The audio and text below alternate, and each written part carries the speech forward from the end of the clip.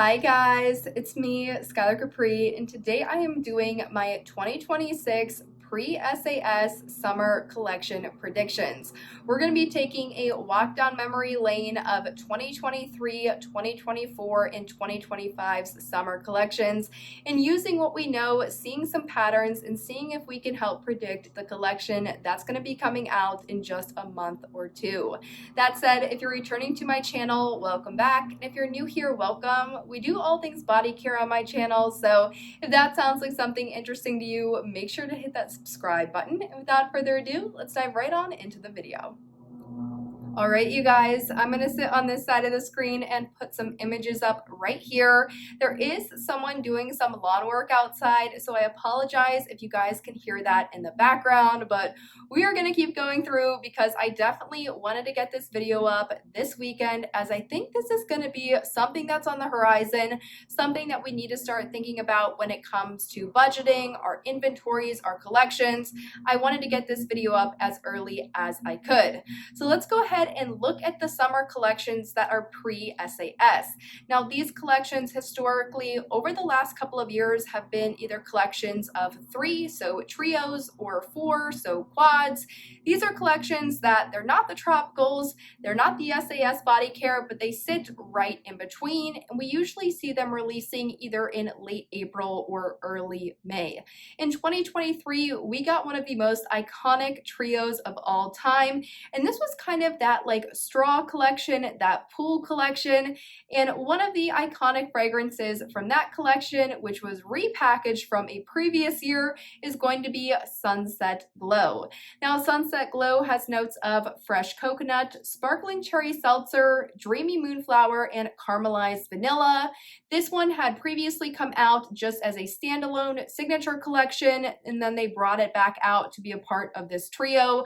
So many people love the packaging. They love the scent on this one. They really love the entire vibe of this fragrance, as I think it's pretty unique amongst the other Bath & Body Works fragrances that we currently have in the lineup and had in the lineup at that time. So this one was a bestseller in 2023 and not a scent story that we have seen replicated since.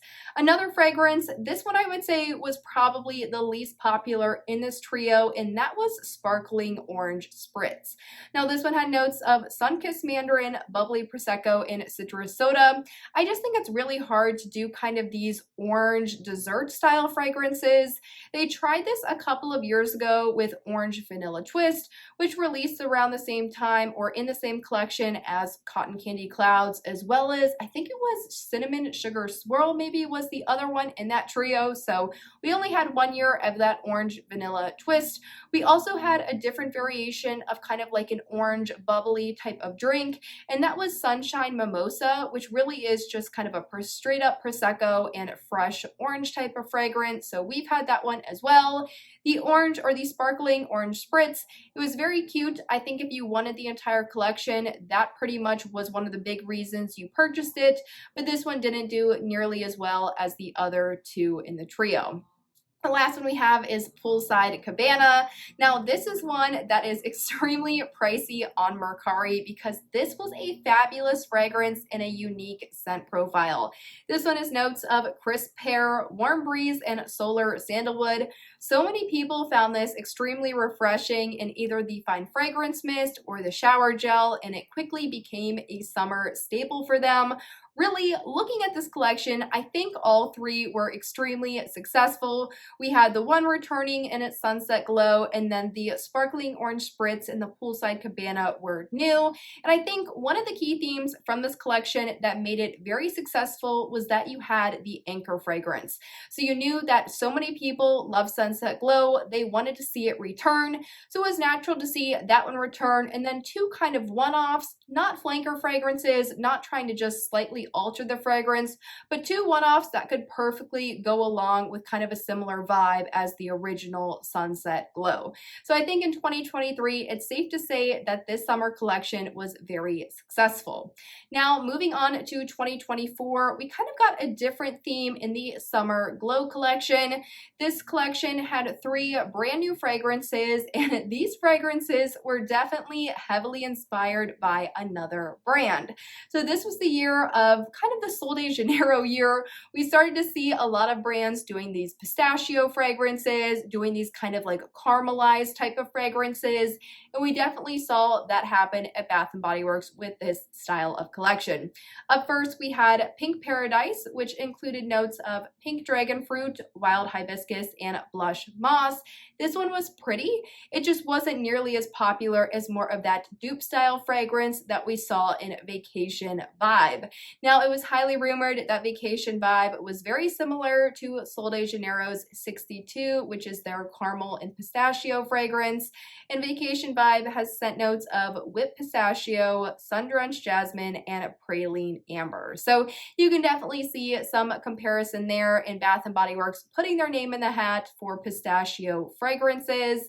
Then the last one we had was Solar Shine. This one was a little bit different. I don't think this one was a one-for-one in any of the Sol de Janeiros, but correct me if I'm wrong, as I'm not really well versed on Sol de Janeiro besides Sol de Janeiro's 62. And Solar Shine had notes of radiant coconut, sunlit tuberose, and bronzed tonka. Overall, I think this was a nice collection.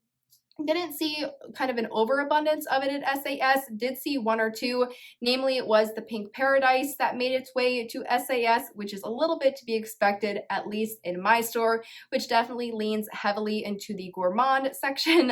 That's usually the first things to go.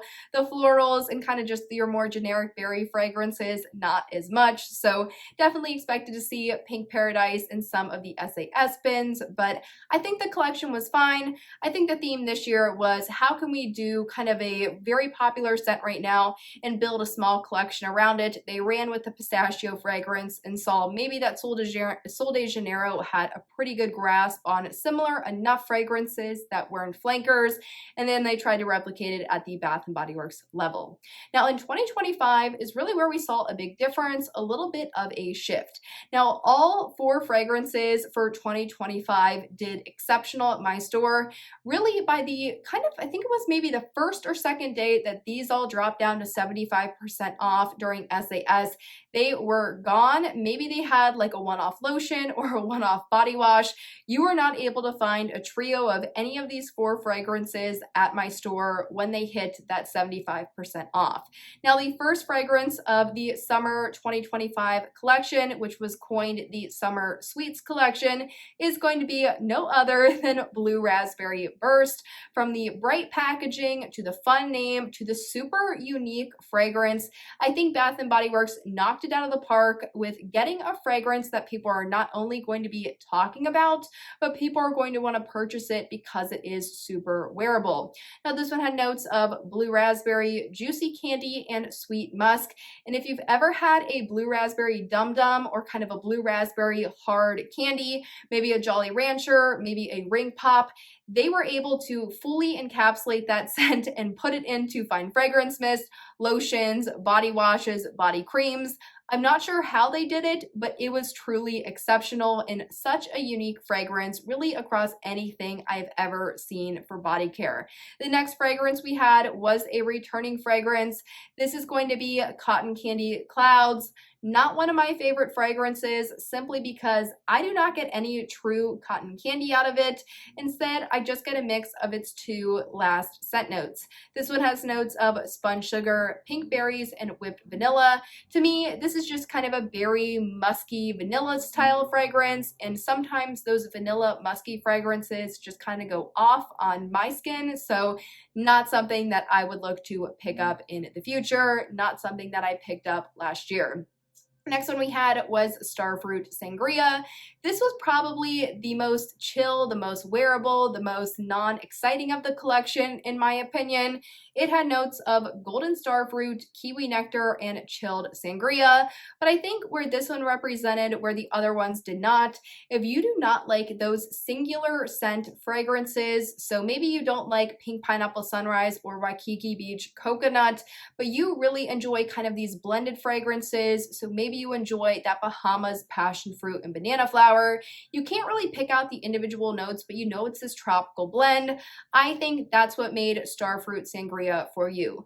It really wasn't too heavy on the kiwi, it wasn't too heavy on the nectar or the starfruit, and then you had that chilled sangria that just kind of brought everything together, making it a little bit more wearable and not as much as a one scent fragrance like we had for a blue raspberry burst, or the one that I'm going to talk about right now, which is, of course, the bubblegum pop. Now, I absolutely love bubblegum pop. I think the packaging this year was so stunning, and I love how bright and fun and perfect for summer it is. This one has notes of gumball sugar, candied fruits, and citrus burst. On initial smell, this smells identical to Hubba Bubba bubblegum, but when you're using it, neither the body wash after you've kind of sudsed it up or in the lotion after it's been rubbed in, it's this really nice, slightly sweet, kind of citrusy smell as well. It doesn't go entirely bubblegum if that's something that you're like, yeah, I don't think I'd want to smell like bubblegum. It just kind of has this bubblegum essence to it, and I think this one is so perfect for summer. I'm super excited to break it out when it gets a little bit warmer. But why do we talk about 2023, 2024, and 2025? Because I wanted to see what all patterns we can maybe identify as we look into 2026. One of the things that I noticed, one of the big things that I think we're going to see this year, we're going to see some original fragrances, not all just dupes. I think we've come to know the everyday luxuries as kind of that dupe engine at Bath & Body Works. We don't really necessarily want to see our signature fragrances or those seasonal fragrances just become dupes for something higher end. So I think we're going to definitely see a bunch of original ideas. I also think we're going to see around 3 to 4 cents. That seems to be the sweet spot. Not overwhelming to the point that people are wanting to buy everything, and then by the time they get to SAS, they are body cared out, but enough that maybe if you didn't like one fragrance, there are 2 or 3 others that you could look to see if you liked those. So I think that collection size is going to stay relatively similar. And I also think we're going to see a combination of new and repackages.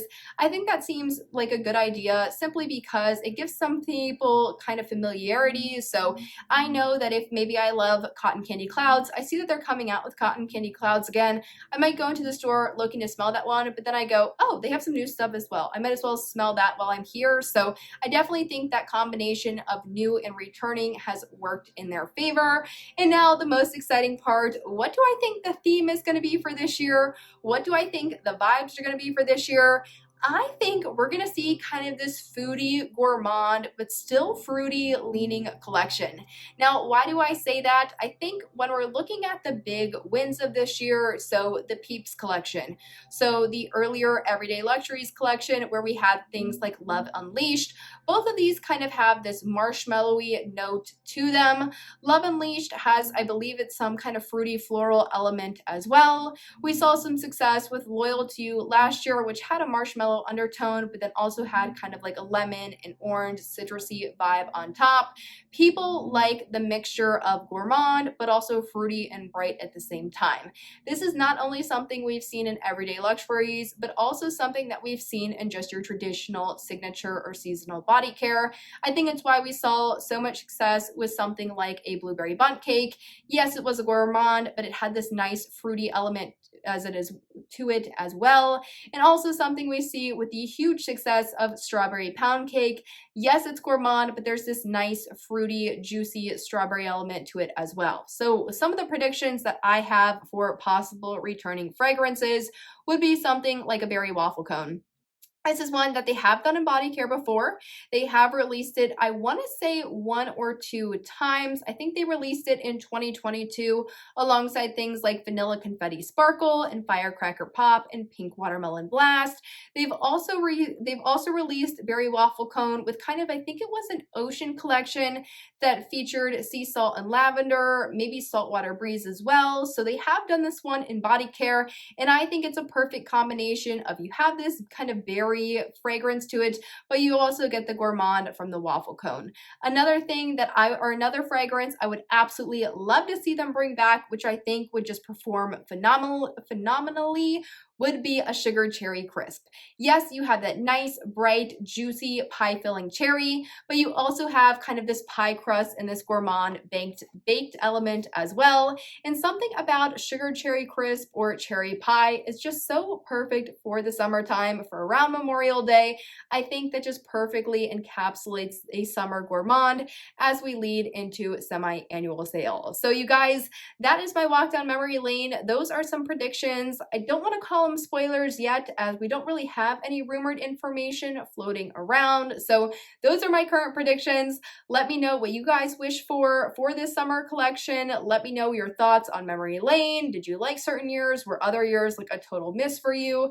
As always, let me know in the comments down below. But I hope you guys enjoyed the video, found it helpful, and I will see you all in my next one. Bye, guys!